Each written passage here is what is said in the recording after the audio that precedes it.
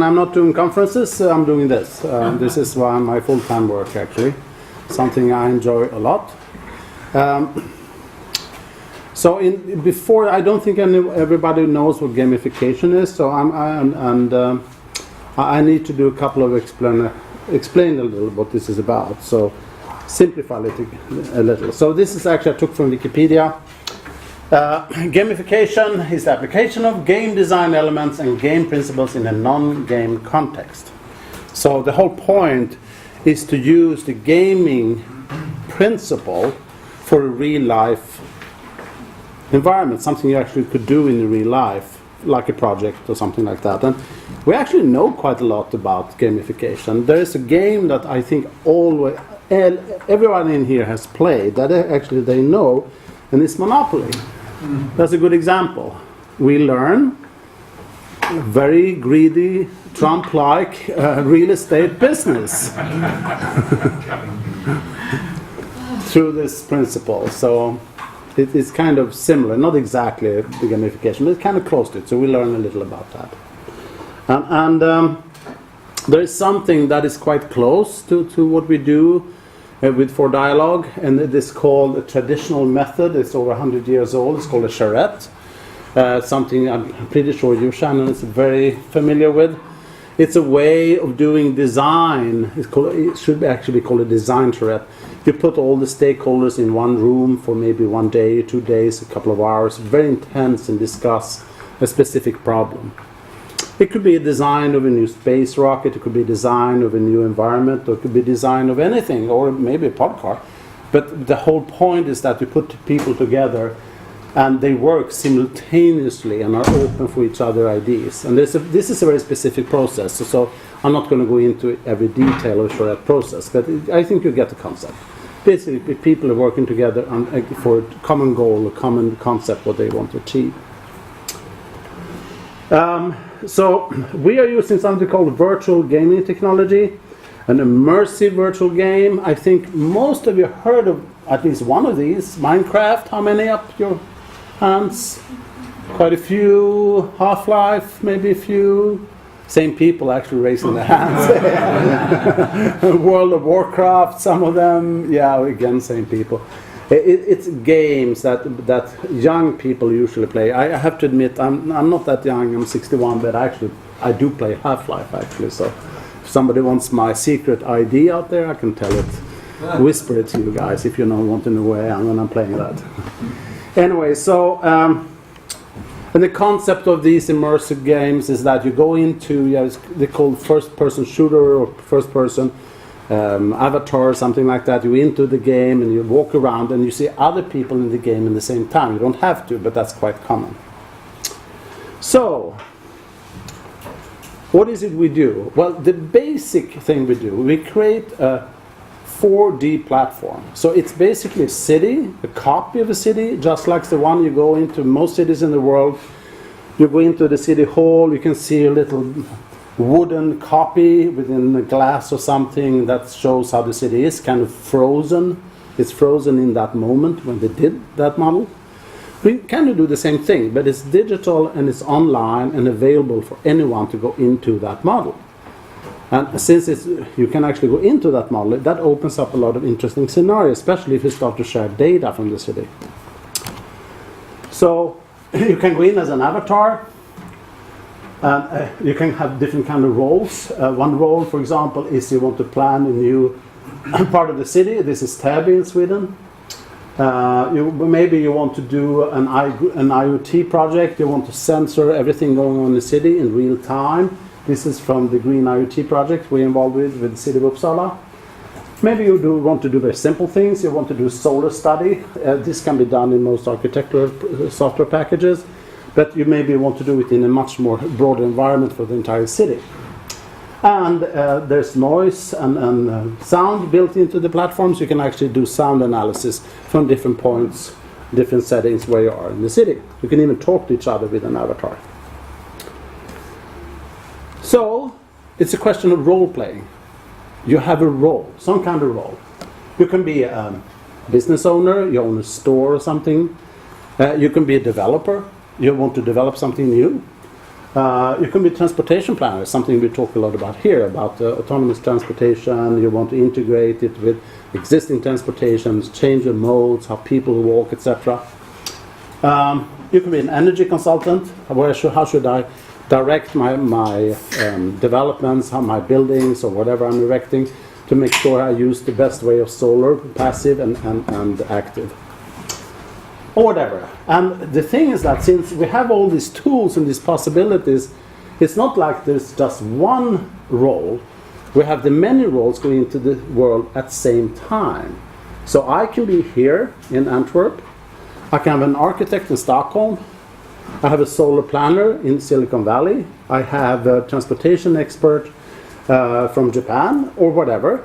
And we actually in this model at the same time seeing the same thing. So it's a very collaborative environment. It's not like a standalone planning system. So it's very important to know that. Okay. And this is a way to exemplify that. So we have different people involved in this model of seeing the same project but from different angles. So this is Uppsala, just another one.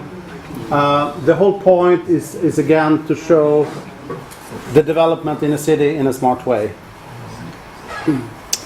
And here we have the eastern part of Uppsala called Östra and here you have a study in an early morning setting with people, with buses, cars, etc. And this is actually recording of a real session here. A couple of examples. I'm going to move forward just a little. Oh, here we are. It's an idea to put up in lights. Yeah, that would be nice. much better. Thank you. Thank you. And this is actually, part of this was a biking study, so you have bikers running, going around here, and you can actually go with the avatar on the bike if you want, or you can just be in the bus if you want. So just an example of the technology. This is a very low intensity as you see traffic setting, just as an example. And we also put in people walking around. You see the person walking there, to give a little simulation of how people could walk in this. What's a bit funny? Real-time rendering? This is it's real time. Everything is virtual. It's a game. It's not a rendering, because you will get much better quality if you rendered before, like overnight or something like that. But that's not the purpose with this technology. The purpose is to have a real-time rendering so you can actually immerse yourself into the model. And in this case, we're actually following a biker here. Okay. Right now we're working on the project with the IoT together with Ericsson, IBM, and Sensor and some other. The person responsible for that is actually Bengt here, sitting here. And what we want to do is collect open data through a channel. We're still waiting for some protocols and things, and so we can visualize movements in our model. So that's a way to have a kind of an impressive degree of reality using real-time data that is public. And then you can actually include VR components such as 3D glasses, semi-transparent glasses such as the HoloLens, for example, and then holodeck technologies. I'm not sure I dare show a video here because it crashed last time, so I'm going to skip that. And then, of course, we want to be open for other technologies. And right now, of course, Bengt, who's working with us, he has this software called BeamEd by Beamways, where we can actually do route planning, and we can insert in 3D solutions. Is this San Jose? No, that's San Jose. Yeah, it looks like San Jose. Sorry, for the film, it's better that the lights are on. Okay. Sumo, of course, from DLR, we're working on right now. There's some project where is Michael Berish? He's not here anymore. Oh, there you are, there. Who's responsible for Sumo, we want to put in. And of course, I said Podcars by Podcars. Is the company and the product the same? I wasn't sure about that. Yeah, we're still working on that. Okay, so it was right. Okay, yeah. well, I got it right at least. So yeah. So about have a different kind of layouts for transportation. So I'm going to show you just a second here. Can I say something while you're doing that? Yes, please do that. So when you go into one of these models that he's created as an avatar, he also has set up areas where you can actually click and vote, as to whether this is working or not working, or take a survey. while you're an avatar within the program. So if, like, you're working with a community, they can, from their home, interact and provide feedback to the actual design. It's very Good. interesting. So now I'm actually doing the live. I'm going to run this live. Hopefully it's going to work. Everything worked before I came in here, at least, so that's the way it is sometimes. So before this conference, we actually made a model of Antwerp. And we thought that would be interesting to watch. And so it's, I think you're going to recognize some part of it, and we did exactly what the idea was. We designed a couple of stations of different types. We designed 2 transportation systems. One is an elevated one. We used the beamway system. And then we used, for the road design, we used the ollie system by Local Motors. Just as examples, how this can be done. And here you are. Dim the lights again? Yeah. Yes, please. Yep. And do you recognize where we are? Anyone? Yes. It's still rendering, so this is live. As you see, I'm moving around live. This is me, my avatar.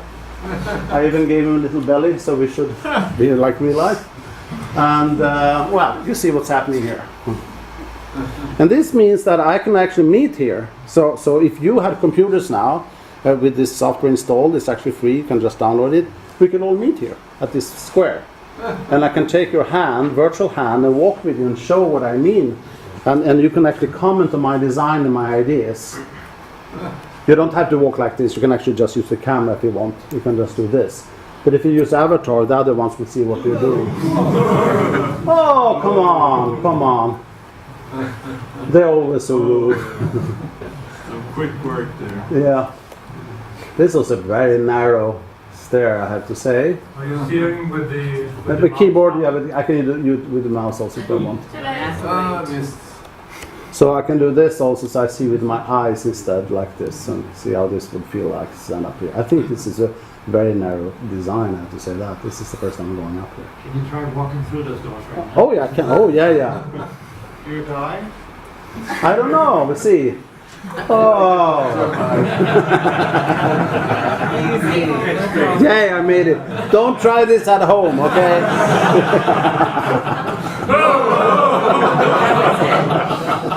Ambulance is coming. We have something called collision detection. We can switch it on or off. And right now, between the avatar and the vehicles, it's off, as you notice. But between vehicles, it's on, actually, at least to some degree. You will notice that if I go to the ollie car, you will notice that they actually have collision detection at the station. But unfortunately, I cannot control when they come and when they go, so you can only see that when they come here. Anyway, you recognize this.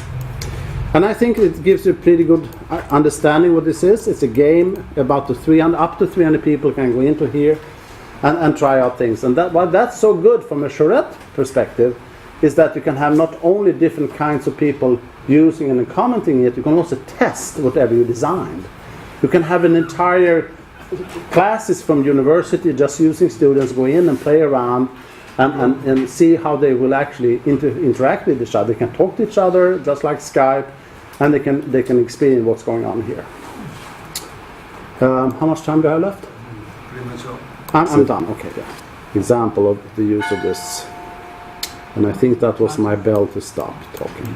Thank you.